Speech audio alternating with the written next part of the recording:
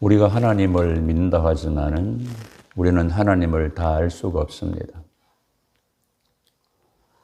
하나님을 알고 내가 믿는다는 것은 기적 중의 기적입니다. 그래서 하나님께서 우리에게 가르쳐 주시는 것만 우리는 알 수 있고 믿을 수가 있습니다. 우리는 하나님을 믿고 의탁하며 살아가는 신앙인들입니다. 그렇다면 우리가 하나 확인하고 넘어가야 할 것이 있습니다. 내가 믿는 하나님은 어떤 하나님을 믿고 내 삶에 적용하면서 살아가고 있는가라는 겁니다. 우리는 주일날 조금 전에 예배 시간에 사도신경으로 내 신앙 고백을 합니다. 첫 번째 나오는 것이 뭐죠? 나는 전능하신 아버지 하나님, 천지의 창조주를 믿는다고 우리는 고백을 했습니다. 전능하신 하나님을, 그 창조주 하나님을 나의 아버지 하나님으로 믿는다, 정중히 고백했습니다. 우리는 이 고백대로 진정을 믿고 살아가고 있는가를 내 자신에게 정직히 또한 물어보고 대답을 하셔야 됩니다. 그래서 개혁자 루터는 사도신경은 신앙인들에 의하여 자주자주 희생을 당한다. 그거는 고백대로 살지 않는다 그 말이겠죠? 입으로 하나님을 부인하는 사람을 우리는 이론적 무신론자라 그렇게 말합니다. 입으로는 하나님 믿는다는데 생활에서 그대로 살지 않는 사람을 실제적 무신론자라 그렇게 말하기도 합니다. 하나님 없이 산다는 것입니다. 입으로 믿는다고 하는데 하나님을 시인하나 행위로는 부인하니 가정한 자요 복종하지 않는 자요 모든 선한 일을 버리는 자라고 성경은 말씀합니다. 아브라함이 하갈을 통하여 이스마엘을 낳은 것이 86세였습니다. 그 후에 13년에는 세월이 흘렀습니다. 이스마엘이 13세가 되고 아브라함이 99세가 되었습니다. 이때 하나님께서 아브라함을 찾아오시는 것으로 지금 시작이 되고 있습니다. 13년 만에 하나님께서 아브라함에게 이렇게 말씀하십니다. 지난 시간들은 창세기 16장 마지막 16절에서 오늘 17장 1절로 넘어오는데 13년에는 세월이 걸렸습니다. 1절에 아브라함이 99세 때에 여호와께서 아브라함에게 나타나서 그에게 이르시되 나는 전능하신 하나님이다.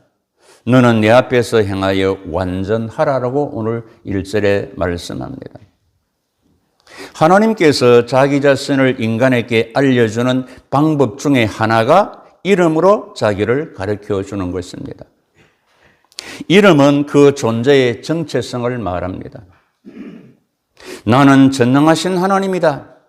히브리서에서 제성은 엘 사다의 하나님, 엘은 하나님, 사다이는 전능하다. 이 외에도 우리가 교회 다니면 여호와 이레의 하나님, 준비하신 하나님, 여호와 니시 하나님, 승리를 주신 하나님, 여호와 라파의 하나님, 나를 치료하신 하나님, 여호와 살롬의 하나님, 평화를 주신 하나님, 이 정도는 다 알죠. 우리 예수님 이름의 뜻이 뭡니까? 자기 백성을 저희 죄에서 구원할 자라는 그런 이름의 뜻을 가지고 있습니다. 하나님 자신을 전능하신 하나님이라고 계시하면서 전능하신 하나님을 믿었느냐? 하나님으로 믿느냐? 그러면 전능한 내 앞에서 믿고 행하여 네 완전성을 믿음을 내게 보이라고 말씀합니다. 왜 하나님께서 13년 만에 나타나셔서 아브라함에게 나는 전능한 하나님이라고 완전하라고 하실까요?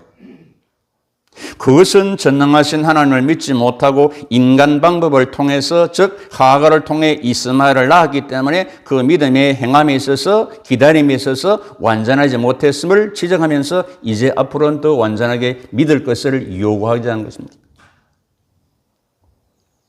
그러면서 믿음은 전능하신 하나님을 하나님으로 믿고 행해야 완전한 신앙이 된다라고 말씀합니다. 창세기 12장에서 17장까지 오면서 하나님께서 아브라함에게 두 가지 분명한 약속을 거듭거듭 말씀하셨습니다. 하나는 자식을 후손을 주겠다. 사례를 통하여 약속의 자녀를 준다.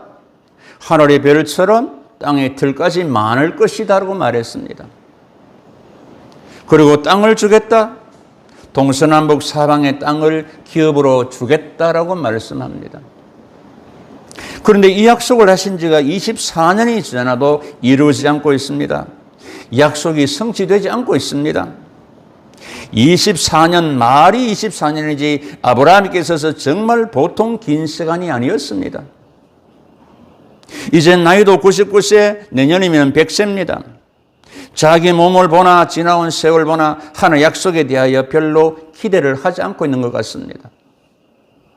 17절, 18절을 보시면 하나님께서 부인 사라로 이름을 바꾸고 열국의 어미가 되게 하겠다고 했을 때 아브라함이 속으로 웃었습니다. 100세 된 사람이 어찌 자식을 낳을까?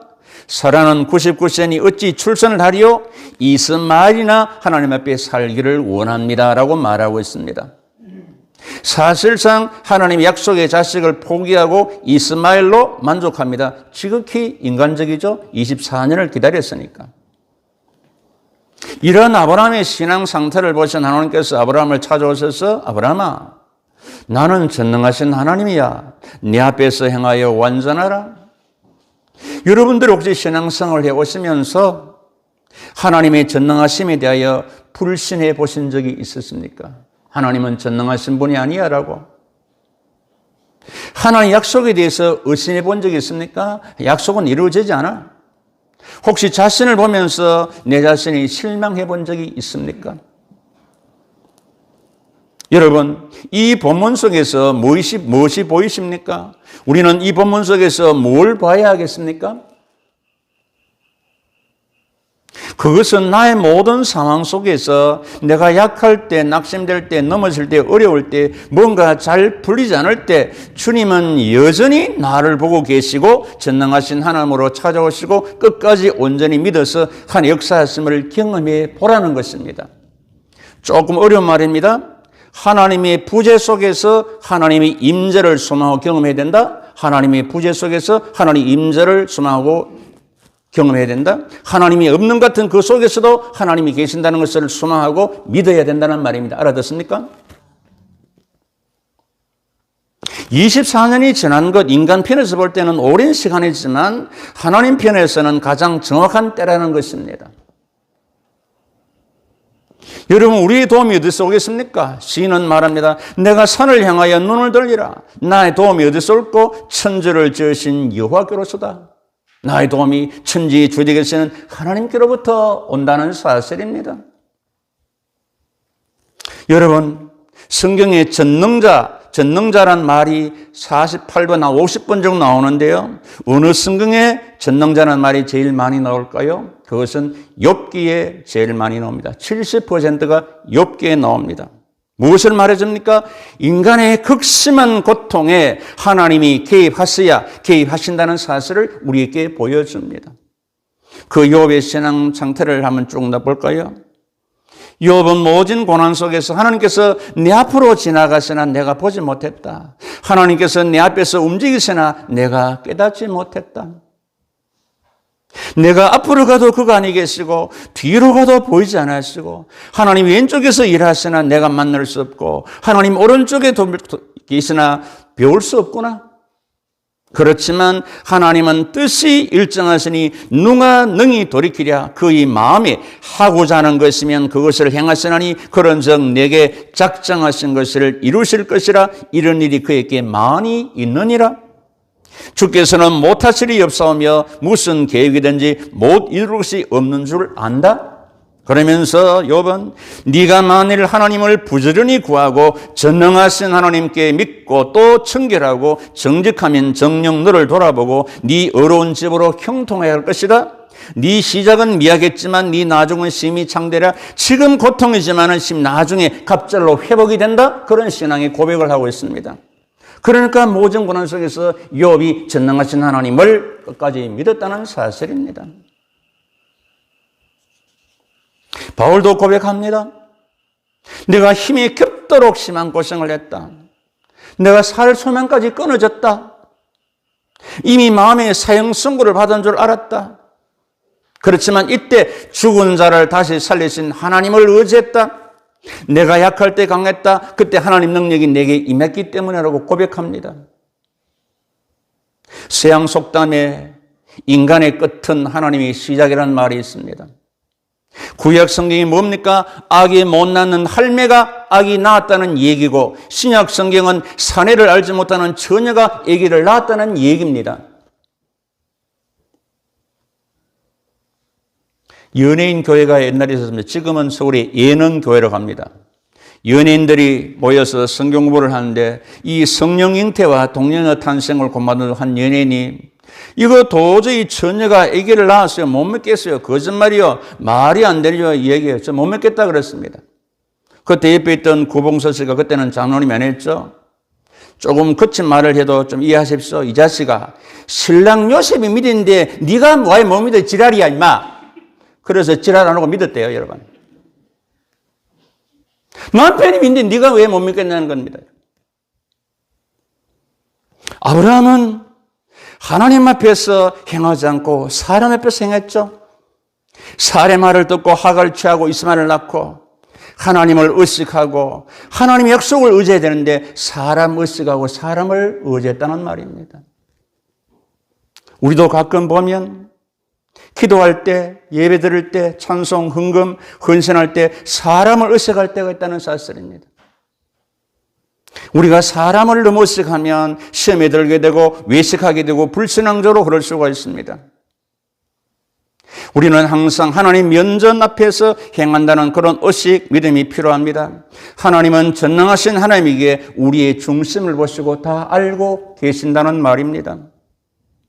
요셉이 보디발의 아내로부터 유혹을 받을 때 뭐라 했습니까? 내가 어찌 하나님 앞에서 덕죄리요? 하나님이 보고 있는데 어찌 죄를 지으리요? 도망갔죠?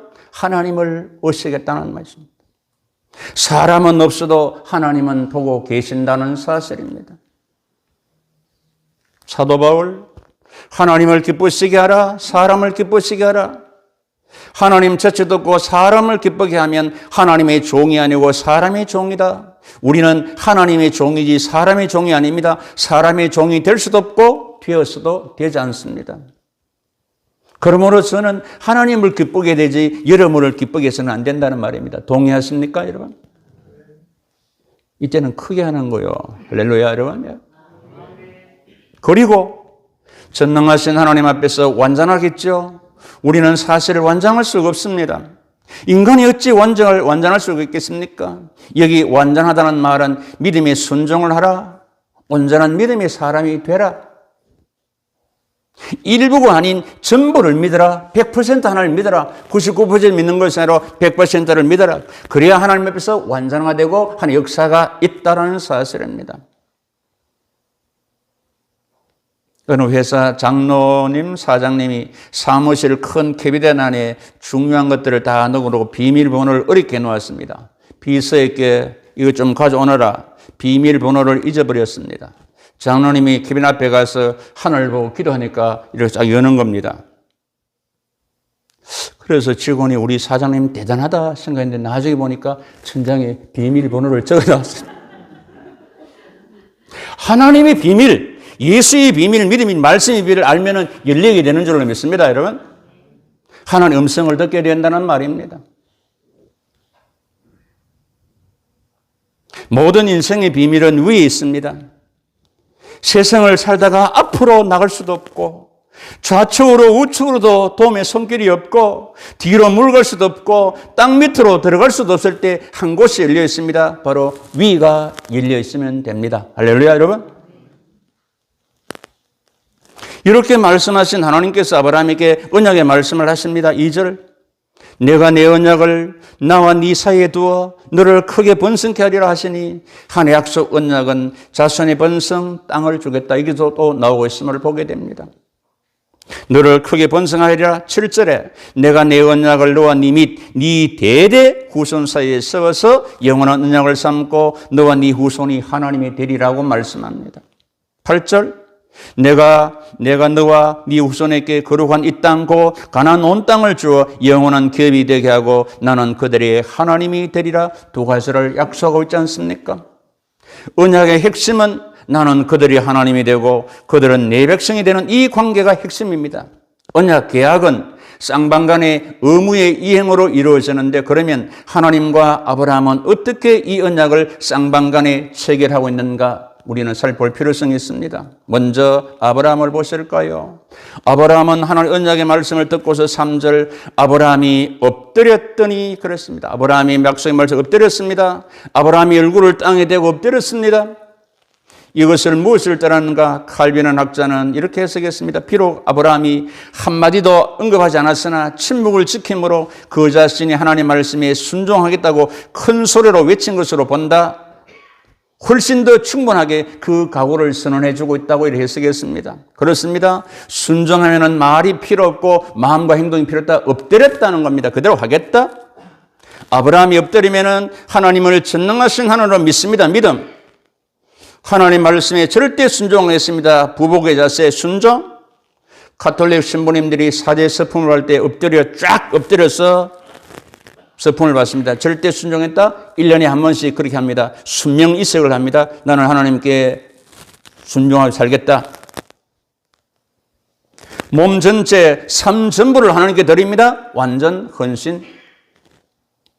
아브라함은 엎드림으로 언약을 받아들이고 지키게 하겠다는 것입니다. 오늘 우리에게도 엎드림의 온전한 믿음, 절대 순명, 완전 헌신의 마음과 삶이 필요합니다. 아브라함의 엎드림을 보시고 받으신 하나님께서 아브라함에게 하는 여절을 의심하지 않도록 끝까지 지키도록 그 이름을 바꿔줍니다. 너 엎드린 거 변하면 안 돼. 지금처럼 변하면 안 돼. 그래서 이름을 바꿔줍니다. 4절 5절 보라. 내 언약이 너와 함께 있으니 너는 여러 민족의 아버지가 될지라.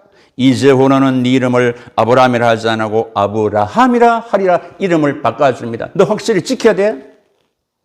아브라함, 높은 아버지, 개인적인 가정의 아버지라면 아브라함은 열국의 아버지, 많은 무리의 아버지, 영의 아버지, 그런 뜻이죠.